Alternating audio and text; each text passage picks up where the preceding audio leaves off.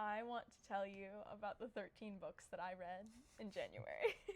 I lost my Goodreads page. I found it. So, the very start of the new year, I started reading a book that was suggested by my grandfather. He gave it to me to read, called A Woman of No Importance by Sonia Purnell. It is this story of an American spy named Virginia Hall, essentially the reason that the Allies won World War II. In real life? Yes. She went on later to work for the CIA. She was a spy. She did espionage, counter-espionage. She's so cool. Has it been made into a movie? I don't think so. I just feel like that name sounds super familiar. Hollywood, if you're listening. 2019. Oh, wow. It's more recent than you would think. I gave it 5 out of 5 stars. It was really good. The research done is genuinely relayed to readers in such a fantastic way. She was missing a leg.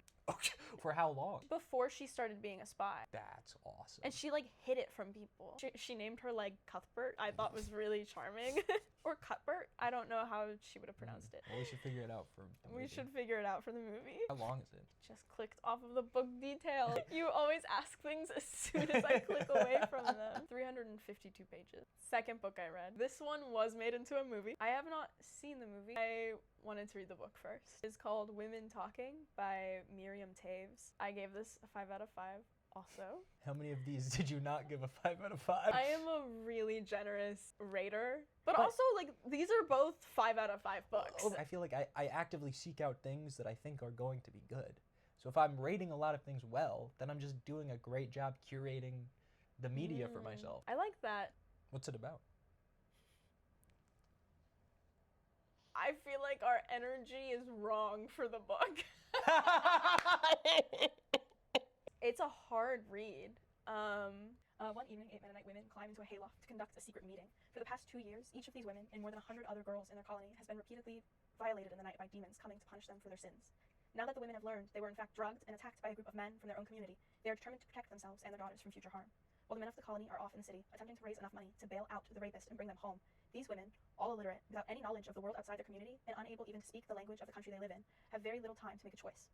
Should they stay in the only world they've ever known, or should they dare to escape? It's such a good book about the philosophy of religion. It's so powerful. There's really not that much else to say. It's a hard book to read. The third book that I read in January is called Is It Hot in Here, or Am I Suffering for All Eternity for the Sins I Committed on Earth by Zach Zimmerman. I really think that you should read this. It's a collection of essays, poems, thoughts that are just about his life and being queer. I thought it was really funny. I gave it a 5 out of 5. I like the cover art a lot. There are quite a few moments where I genuinely was he's inside my head. I highly suggest. The fourth book I read is called Are We Rome?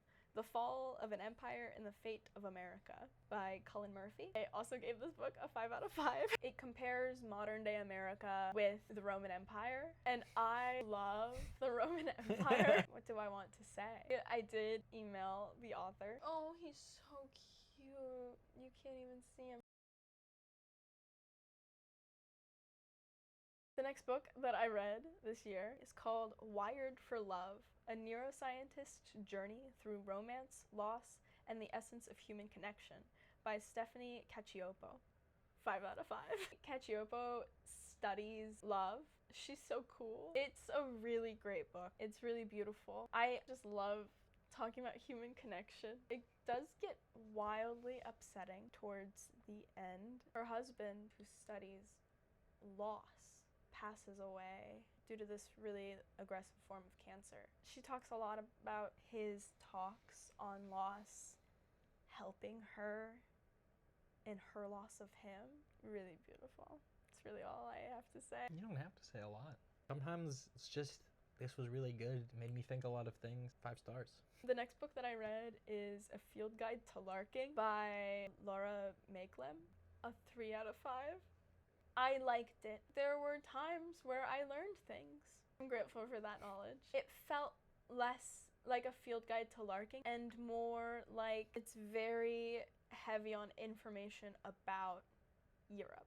I was expecting a generalized guide to how to search, and there were a few spread throughout. It just wasn't as helpful as I thought it was going to be. Next I read We Spread by Ian Reid.